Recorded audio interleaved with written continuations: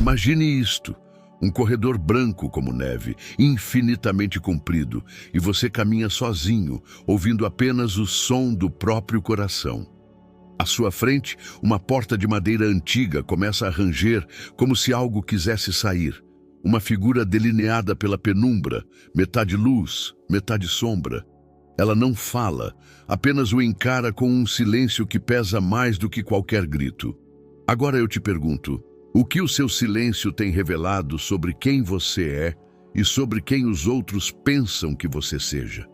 Fique comigo até o fim, porque vou te entregar uma chave junguiana profunda, uma prática simples e brutalmente transformadora para usar o silêncio como arma de individuação.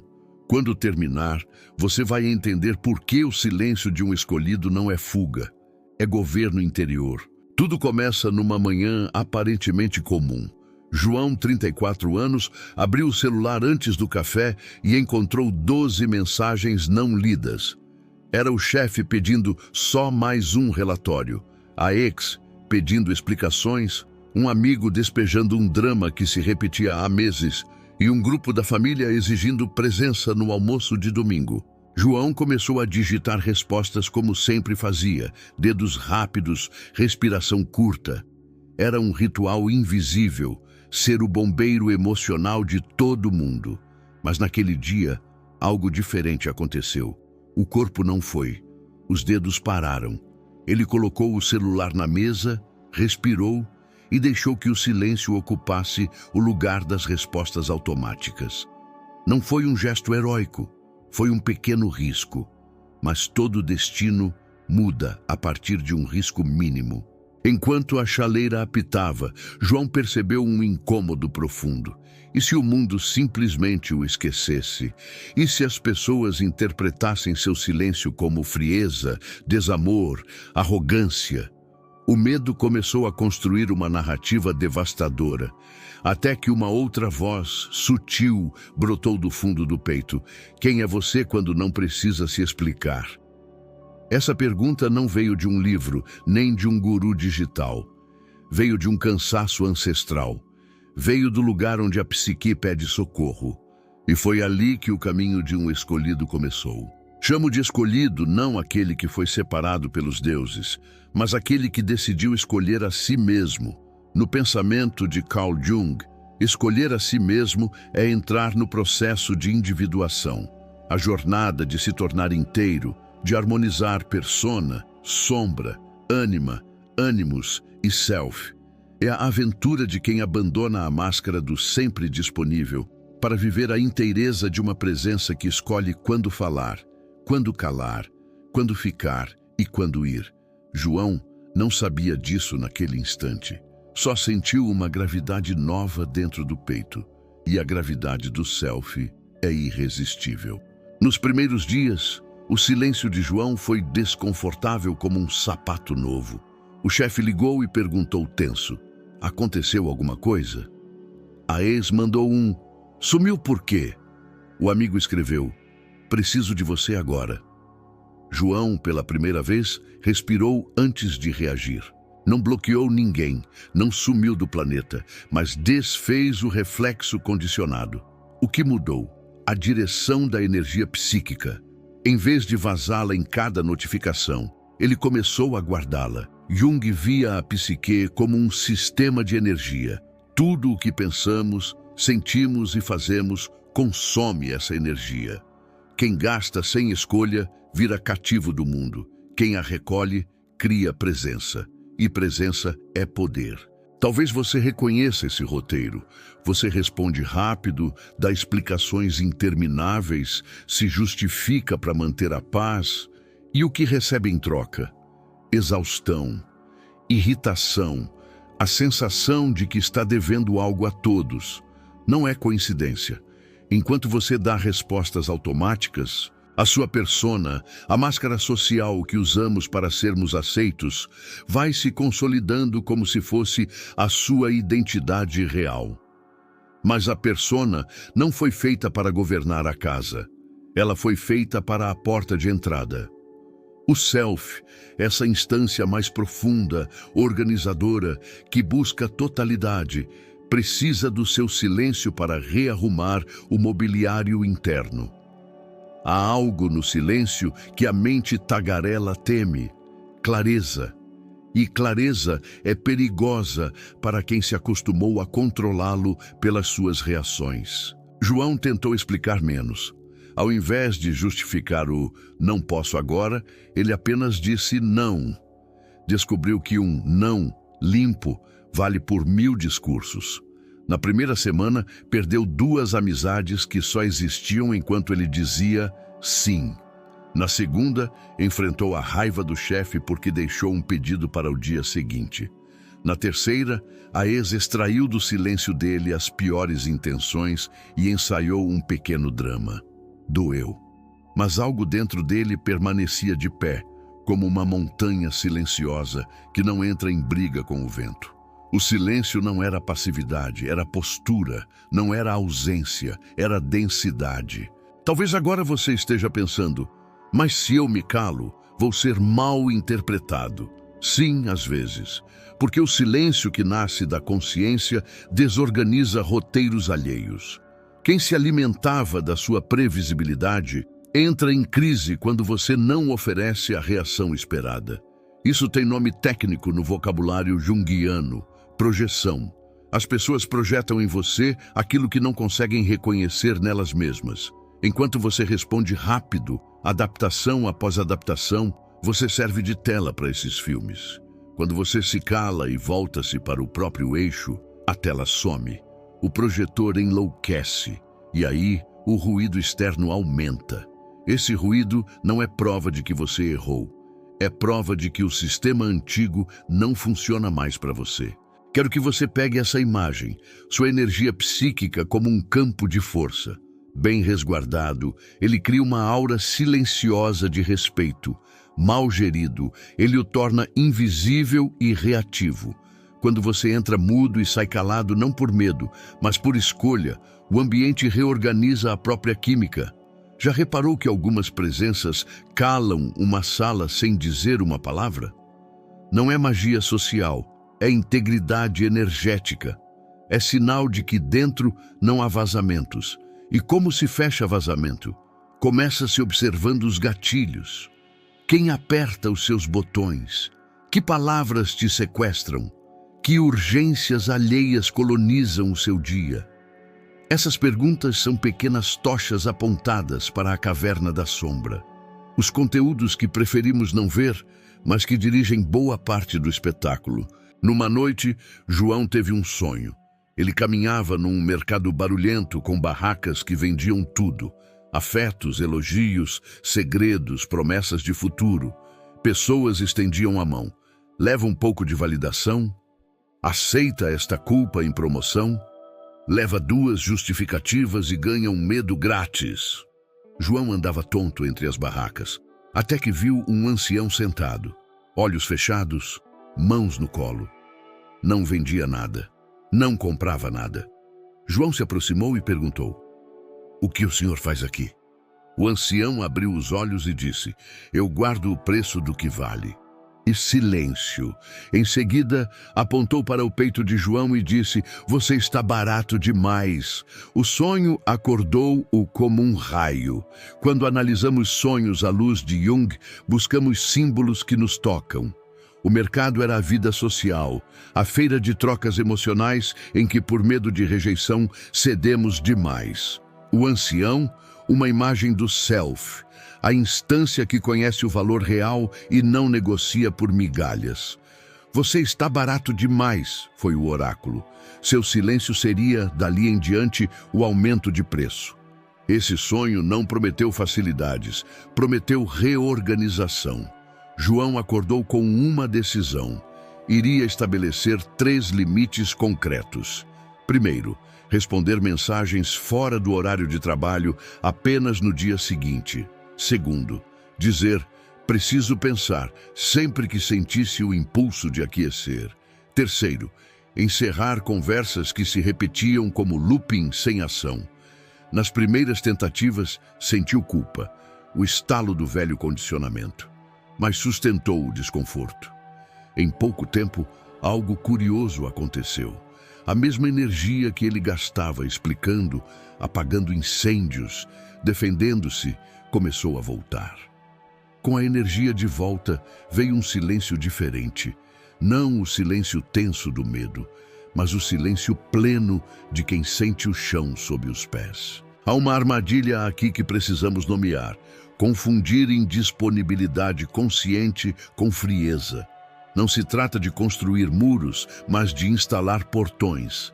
Muros isolam, portões selecionam. Quem está na sua porta? O que pede? Com que frequência? Com que respeito? A sua porta é sagrada, a sua presença é finita, e o que é finito precisa de critério. Jung teria dito, e sempre vale lembrar, que não nos tornamos iluminados fantasiando figuras de luz, mas tornando consciente a própria escuridão. Qual é a escuridão de quem diz sim sempre? Medo da solidão, da rejeição, do conflito. Quando você fica em silêncio, esses medos aparecem como vozes internas. Em vez de reprimi-las, sente com elas, como quem recebe velhos inimigos para o chá. O silêncio vira sala de estar para a sombra. Outra noite, novo sonho. João entrava numa floresta e via 3 figuras arquetípicas surgirem entre as árvores. A primeira, um guerreiro com espada embainhada. A segunda, uma sacerdotisa com os olhos vendados. A terceira, um rei silencioso com uma coroa de raízes. O guerreiro representava a capacidade de dizer não, de cortar o excesso com precisão. A sacerdotisa, a intuição que distingue o que merece resposta do que merece silêncio. O rei, a autoridade interior que governa sem precisar levantar a voz. Tríade perfeita para a arte de calar. Ao amanhecer, João não correu para contar a ninguém. Ele ficou quieto, anotou e deixou que as imagens trabalhassem nele. Um método clássico da imaginação ativa. O símbolo atua quando não o gastamos em explicações. Se até aqui você está sentindo um leve convite a experimentar, este é o momento de lembrar. No final deste vídeo, vou te dar uma prática junguiana de 3 passos para instalar o silêncio como arma de individuação. Uma ferramenta simples que você pode aplicar ainda hoje. É a recompensa prometida. E sim, ela vai costurar tudo o que construímos até agora numa ação concreta. Segura comigo mais um pouco. Voltando, quando o silêncio de João se tornou hábito, vieram os efeitos colaterais. A mãe disse que ele estava diferente. O chefe passou a respeitar o prazo que antes invadia. O amigo do drama sumiu por um tempo. E a ex, sem plateia, descobriu que precisava cuidar de si mesma. Nem todo o efeito foi agradável, alguns foram solitários. Mas a solidão que veio não era de ausência, era de presença. A solidão de quem finalmente está inteiro. O que antes era ruído virou melodia baixa, contínua. E nessa melodia, João começou a ouvir a própria verdade com nitidez. O que o move, o que o injuria, o que o nutre. Você percebe? Sem silêncio não há escuta. Sem escuta não há escolha. Sem escolha não há indivíduo. Apenas reflexo. Quero abrir aqui um parêntese sobre manipulação silenciosa. O mundo não precisa gritar para moldar sua reação. Basta que conheça seus botões. Se o seu botão é culpa, bastam 3 palavras. Você me decepciona. Se o seu botão é aprovação, meia dúzia de elogios compram seu tempo. Se o seu botão é medo de perder, a ameaça de afastamento arrasta você de volta ao velho script. O antídoto? Reduzir a superfície de toque. Como? Parando de explicar-se. Explicações excessivas são labirintos nos quais você se prende. O silêncio, aqui, é atalhador. Dizer, agora não, sem tese. Encerrar ligações no auge do drama. Com um continuamos quando eu puder. A energia que você salvar nessas microcorreções pagará a sua paz com juros. Você pode estar pensando, e a compaixão? Boa pergunta. O silêncio consciente não mata a compaixão, purifica. Ele impede que sua compaixão vire compulsão. Compadecer-se sem critério é paternalismo disfarçado de bondade. Você não é a estação de tratamento do sofrimento alheio. Você é um ser em processo de individuação, e isso já é trabalho suficiente para uma vida. Aliás, a verdadeira compaixão às vezes exige limites firmes. Dizer, não vou participar deste ciclo, pode ser o gesto mais amoroso, porque devolve ao outro o protagonismo sobre a própria sombra. E sim, alguns vão chamá-lo de frio. Mas quem busca calor eterno no seu colo, normalmente foge da própria fogueira. Quero te propor uma pequena prática de reflexão agora, antes da grande prática final. Feche os olhos por alguns segundos. Se estiver ouvindo, apenas imagine. Recorde a última conversa em que você se sentiu drenado. Qual foi o gatilho? Em que instante você percebeu que perdeu o seu centro? Se pudesse voltar, qual silêncio teria escolhido? Respire. Permita que a resposta não venha como frase, mas como sensação corporal. Talvez um peso no peito indicando, aqui eu me traí. Nomeie isso com honestidade. A psicologia profunda se alimenta de nomeações corajosas. Cada vez que você nomeia um padrão, você enfraquece o seu vínculo com ele. Há uma passagem muito bonita que ecoa com tudo isso.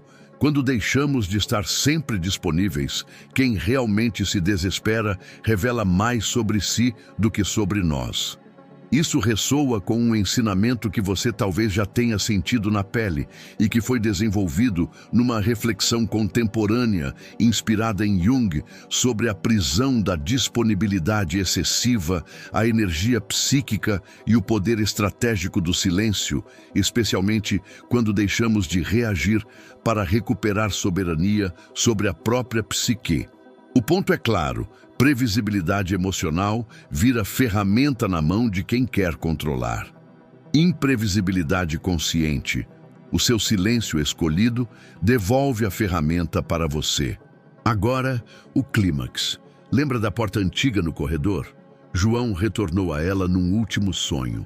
A porta rangeu e a figura metade luz, metade sombra saiu. Não era um monstro, era ele mesmo, a parte de si que sempre esperou ser encarada sem defesa. A figura o observou e disse sem voz: se você fala antes de ouvir, eu perco. Se você reage antes de sentir, eu morro. João entendeu. O silêncio dele alimentava a integração. A sombra não precisava ser apagada, precisava de espaço para se dizer. Ele não acordou com vontade de postar frases feitas, acordou com vontade de viver devagar, com precisão, com menos explicações e mais verdade. Chegamos então à recompensa prometida, a prática junguiana dos 3 selos do silêncio. Um ritual simples para instalar o silêncio como arma de individuação. Primeiro selo, o tempo. Entre estímulo e resposta, imponha um ritual mínimo de 90 segundos. Conte mentalmente. Beba água, olhe pela janela. É o suficiente para que a persona não responda no automático e para que a intuição tenha voz. Se for mensagem, instale um intervalo padrão. Eu respondo em blocos, não em pingues. O tempo é o primeiro contorno do seu campo de força. Segundo selo, o corpo. O corpo sabe quando você está se traindo. Estabeleça um gesto âncora, mão no externo, respiração em 4 tempos, inspirar 4, segurar 4, soltar 4, pausar 4. Enquanto o corpo se regula, você pergunta: isso é meu? Isso é projeção? Isso exige ação ou preservação? Se não houver clareza, silêncio. O corpo é o barômetro que decide se vale a pena gastar palavra. Terceiro selo, o valor. Antes de falar, avalie. Isto aumenta ou diminui o meu preço interno? Esclarecer aqui me torna mais inteiro ou me torna mais acessível para um jogo que me enfraquece? Se diminui seu preço, não gaste. Se aumenta, entregue poucas palavras de alta densidade. O rei interior não fala muito, ele fala quando precisa. Coloque os 3 selos em prática por 7 dias. Você vai notar 2 coisas. A primeira, o barulho externo aumenta antes de diminuir, sinal de que o sistema está recalibrando. A segunda, você começa a sentir uma paz estranho bonita, como se a casa interna estivesse sendo arrumada por mãos invisíveis. Não são mãos invisíveis. É você conduzido pelo Self, que finalmente tem espaço para governar. Esse é o ouro da individuação. A vida externa começa a refletir uma ordem que nasceu no silêncio do seu centro. E se você falhar, vai falhar. Vai responder na hora, vai se justificar demais, vai cair em conversas que te drenam, sem drama. Lembre-se de um princípio essencial da psicologia profunda. Repetição consciente reorganiza padrões. Note, nomeie, recomece. A prática em si já é um movimento de individuação, porque cada tentativa reafirma um eu que escolhe. O importante é manter a direção, do ruído para a escuta, da reação para a presença, do preço baixo para o valor justo. Quero fechar te trazendo de volta ao corredor branco. Você chega à porta, ela range.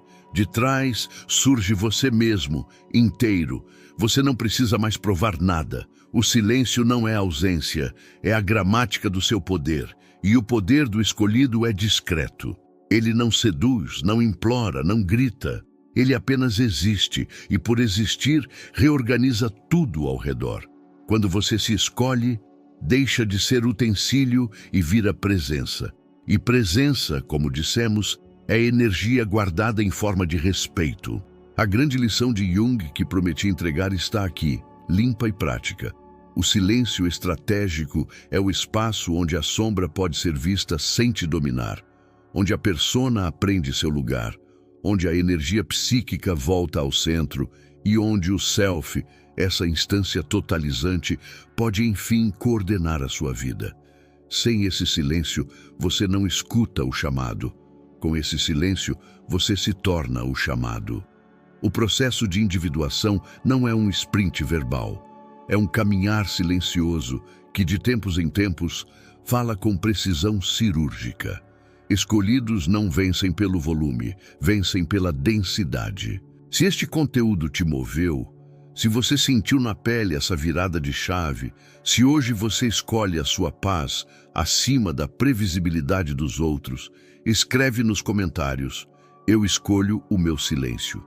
Quero ler sua história, seu relato de tentativa, seu sonho que sussurra o próximo passo.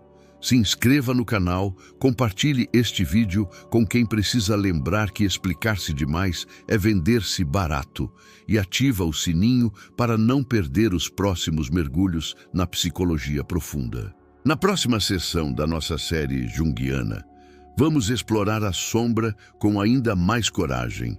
Como identificar quando você está projetando no outro o que teme em si?